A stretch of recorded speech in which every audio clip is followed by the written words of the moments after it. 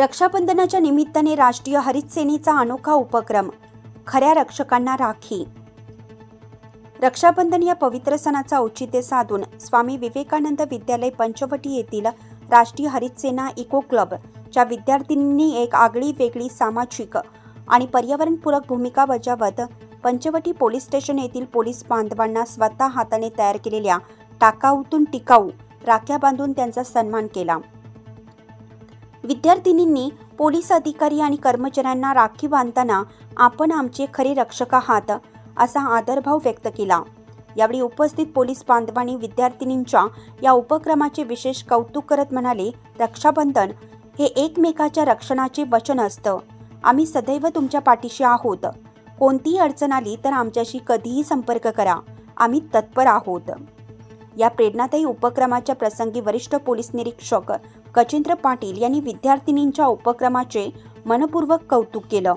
यावेळी पोलीस उपनिरीक्षक Kailas Jadhav, Sachin Chavan, police अंमलदार Mushrif Shaikh, police हवालदार अनिल गुंबाडे, शरद ठाकरे तसेच पोलीस कर्मचारी अस्तिक गायकवाड, राजेश महाले, श्रीकांत साळवे, चितळकर, रोहिणी उगले, रोहिणी सवंद्रे, रोहिणी साबळे, स्वाती फड आदी अधिकारी व कर्मचारी मोठ्या संख्येने उपस्थित होते।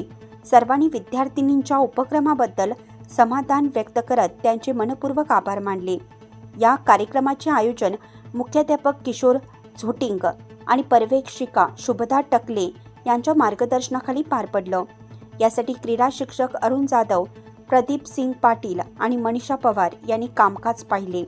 या उपक्रमामध्ये विद्यार्थिनींनी केवळ एक राखी बांधून औपचारिकता पार पाडली नाही, तर त्यांनी रक्षण करणाऱ्या खऱ्या रक्षकांचा सन्मान करून समाजात सकारात्मक संदेश दिला।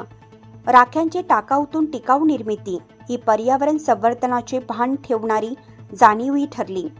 हा उपक्रम विद्यार्थ्यांच्या सामाजिक जाणीवेचे, देशप्रेमाचे आणि पर्यावरणपूरक दृष्टिकोनाचे एक उत्कृष्ट उदाहरण ठरलं।